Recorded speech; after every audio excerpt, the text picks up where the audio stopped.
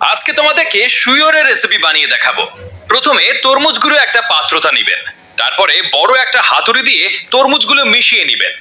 এক বাটি ঠান্ডা বরফ দিবেন, একটারে আম দিবেন, তাজা একেরে আমলকি মিশায় দেবেন, কিছুটা তাজা রসুনের কোয়া মিশিয়ে দিবেন, একটারে তেরে পেয়ারা কেটে সুন্দরভাবে গুছিয়ে নিবেন। তরমুজ পরিমাণ কিছুটা আমের জুস দিবেন, তার সাথে দিবেন দুধের গুঁড়া। সবগুলো সুন্দরভাবে মিশিয়ে নিবেন।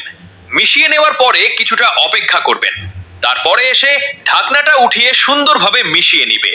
এই নাও লামিয়া, এটা কি সুন্দর হয়েছে? তুমি একটু খেয়ে বলো। এখন পাত্রে শুয়োরের জন্য উঠাবো, আর কিছুটা আমরা খাওয়ার জন্য নিব। শুয়োরের জন্য একটা পাত্র বানাইছি।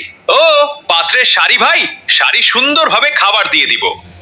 শুয়োরগুলো এসে দেখেন কিভাবে সুন্দর করে খাইতেছে, পাশে আমরাও বসে খেলতেছি। যদি ভিডিওটা সুন্দর হয় তাহলে সাবস্ক্রাইব এবং ভিডিওতে লাইক দিয়ে দিবেন।